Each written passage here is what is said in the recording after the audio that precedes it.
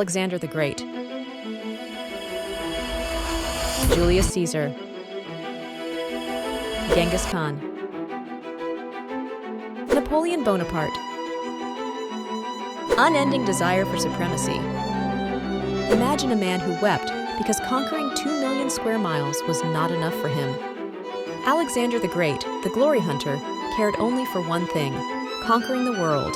For 10 years, he threw his army into battle without fear of defeat, as if he were immortal.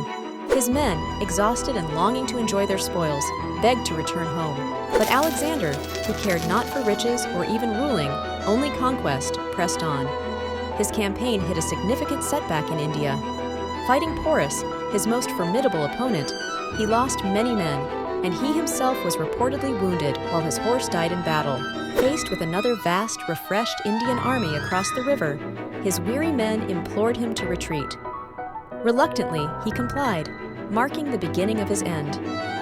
Infamous for his drinking, Alexander fell seriously ill after one night of excess. His opportunistic generals gathered to ask who should inherit his empire. Alexander cryptically replied, "To the strongest," triggering a power struggle that fragmented his empire before it could fully establish. Despite Greek historians claiming his body didn't decompose for 6 days, suggesting his divinity, modern scientists believe he suffered a neurological disorder and was buried alive in a coma, potentially hearing the conspiracies of his men. Next, we have Gaius Julius Caesar, the fanboy of Alexander. While Alexander wept because he had no more worlds to conquer, Caesar reportedly cried upon reading about Alexander's exploits, lamenting his own lack of accomplishments at the same age. Obsessed with power, Caesar undermined the Roman Republic, declaring himself dictator perpetuo. He famously said, "If you must break the law, do it to seize power. In all other cases, observe it." Fearing he aimed to establish a monarchy, 60 senators assassinated him on March 15, 44 BC, stabbing him 23 times. His final sight was his adopted son and ally, Marcus Brutus, among the attackers. This takes us to the medieval era, dominated by Genghis Khan, the Beast of the East. He conquered twice as much land as Alexander, seeking to unify the world under one sword. Unlike Alexander or Caesar, Khan did not see himself as a god or messiah, but openly embraced his tyrannical nature. He once said, "The greatest happiness is to scatter your enemy, drive him before you, see his cities reduced to ashes, and gather his wives and daughters into your bosom." Accounts of his death vary. Some say he succumbed to the bubonic plague, others that he was shot on horseback or castrated by a concubine. His death was kept secret as it occurred during the critical conquest of the Western Shia Empire.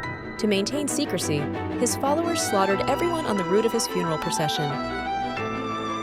Napoleon Bonaparte emerged from the chaos of the French Revolution to crown himself emperor. Unlike others, he saw himself as an artist of war, famously stating, "I love power, but it is as an artist that I love it."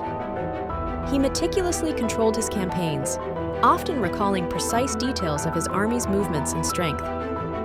Despite sweeping victories across Europe, his ambitions led to his downfall at the Battle of Waterloo in 1815.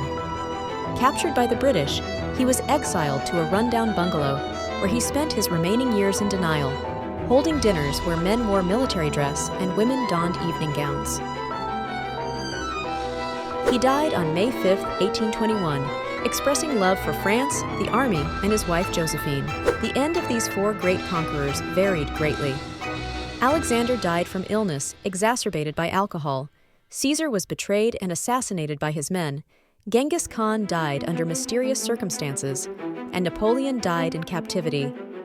Despite their different fates, they all shared one thing: a relentless desire for more.